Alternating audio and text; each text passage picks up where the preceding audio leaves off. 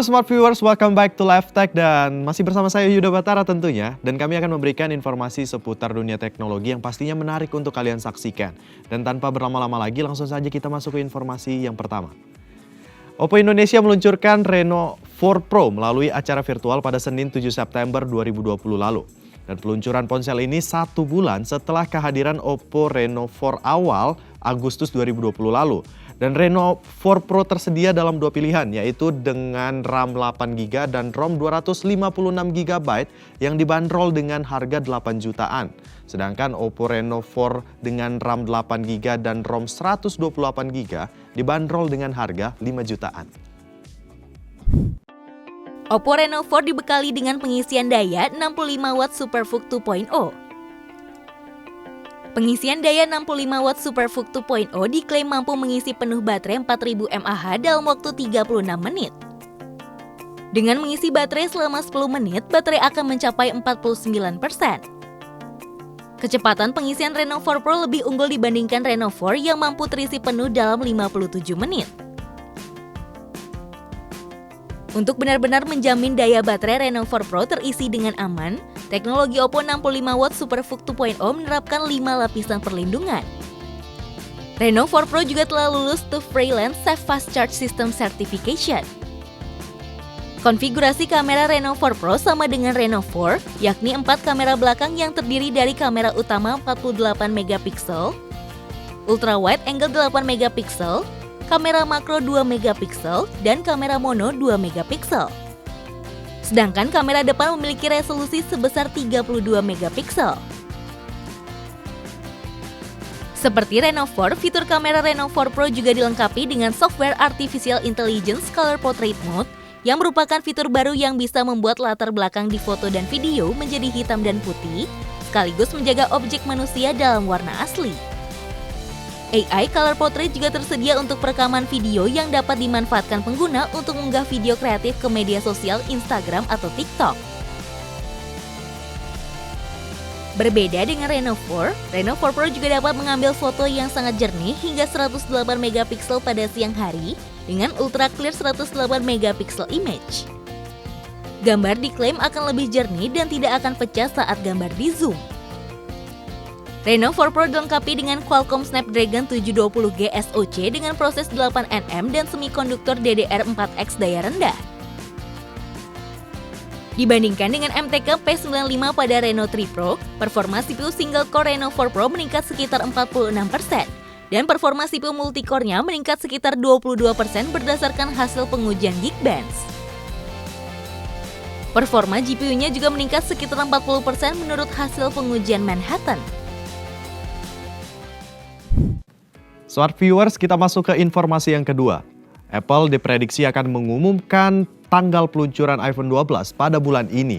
Dan pada acara tersebut, Apple juga diprediksi akan meluncurkan Apple Watch baru dengan rincian pembaruan untuk iOS 14 dan watchOS 7.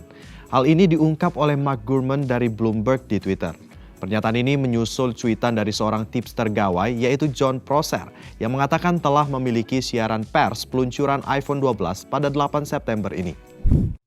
Hal yang pasti adalah peluncuran iPhone 12 hampir pasti akan sepenuhnya virtual akibat pandemi COVID-19. Ini berarti Apple tidak harus memberikan waktu tunggu sebanyak biasanya untuk meluncurkan produk karena wartawan tidak perlu melakukan perjalanan ke Cupertino. Dilansir dari Nine to Mac, meski acara iPhone 12 digelar di bulan September, iPhone 12 sendiri baru akan dirilis paling cepat bulan Oktober.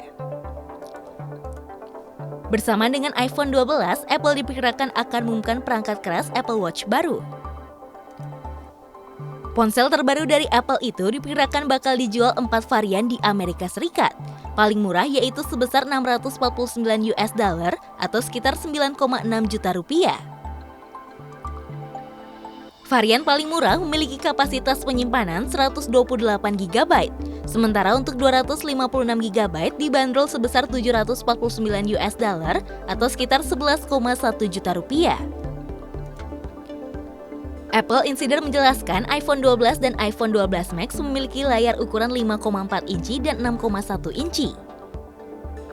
Sementara iPhone 12 Pro dan iPhone Pro Max punya layar 6,1 inci dan 6,7 inci. Pro dan Max kemungkinan menggunakan layar OLED dengan Super Retina XDR, ProMotion 120Hz dan kedalaman warna 10 bit. Hal ini mengindikasikan varian Pro dan Max punya rentang warna lebih luas daripada non-Pro dan Max. Prosesor iPhone 12 diyakini memakai chip baru yang diberi nama A14. Chip ini diduga diproduksi Taiwan Semiconductor Manufacturing Company.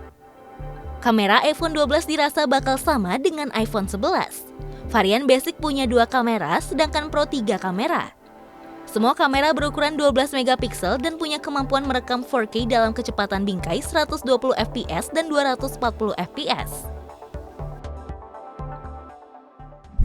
Smart viewers, informasi kita yang terakhir dari segmen ini yaitu Nvidia memamerkan jajaran GPU terbarunya dari seri RTX 3000 yang akan menggantikan seri RTX 2000. Jika sebelumnya RTX 2000 menggunakan arsitektur bernama Turing, untuk seri RTX 3000 kali ini, Nvidia diketahui menggunakan arsitektur Ampere. Pabrikan chip grafis yaitu Nvidia memperkenalkan lini kartu grafis terbarunya GeForce RTX 3000. Ada 3 model yang mengawali, yakni GeForce RTX 3070, RTX 3080, dan RTX 3090. Berbasis arsitektur GPU anyar dari Nvidia yaitu Ampere, GeForce RTX 3080 dirancang sebagai penerus seri RTX 2080 dan RTX 2080 Ti sebelumnya, dengan membawa peningkatan kinerja sekaligus dukungan ray tracing. Ray tracing ini sendiri merupakan teknik rendering 3D untuk memvisualisasikan refleksi cahaya dan efek sinematis secara real-time, sehingga tampilan game mampu terlihat semakin serupa dengan dunia nyata. Nvidia mengklaim bahwa performa GeForce RTX 3080 2 kali lebih tinggi dari GeForce RTX 2080. Kartu grafis ini bahkan disebut masih lebih kencang dibandingkan GeForce RTX 2080 Ti. GeForce RTX 3080 dibekali dengan 8704 CUDA cores, kecepatan clock 1,71 GHz, dan RAM GDDR6X sebesar 10 GB. Guna menangani panas yang ditimbulkan, GeForce RTX 3080 memiliki sistem cooling terbaru dengan mekanisme dual fan. Pendingin ini diklaim mampu meningkatkan aliran udara hingga lebih dari 55% sehingga lebih efisien. Untuk memasok daya ke kartu grafis dari seri GeForce RTX 3000, Nvidia menggunakan konektor 12 pin baru yang ukurannya lebih kecil dibanding menggunakan 2 buah konektor 8 pin tradisional. Soal harga, GeForce RTX 3080 dipatok pada angka $699 atau sekitar 10,3 juta rupiah. Dan mulai tersedia di pasaran pada 17 September mendatang. Di lain sisi, GeForce RTX 3070 yang dibanderol lebih terjangkau baru akan menyusul pada bulan Oktober. GeForce RTX 3070 memiliki 5888 CUDA cores, kecepatan clock 1,71 GHz, dan RAM GDDR6X 8 GB. Harganya terbilang lebih murah yakni $499 atau sekitar 7,3 juta rupiah. Sementara GeForce RTX 3090 merupakan versi teratas yang dibekali dengan 10.496 CUDA cores, kecepatan clock 1,70 GHz, dan kapasitas RAM GDDR6X sebesar 24 GB. GeForce RTX 3090 pun memiliki bandrol yang paling mahal, yakni sebesar $1.499 atau sekitar 22,1 juta rupiah, dan pengirimannya dijadwalkan untuk akhir September. Nah, Smart Viewers, jangan beranjak terlebih dahulu karena LiveTech akan kembali dengan seorang narasumber dan kita akan membahas tentang hidroponik yang bekerja secara otomatis. Jadi tetaplah bersama kami di LiveTech.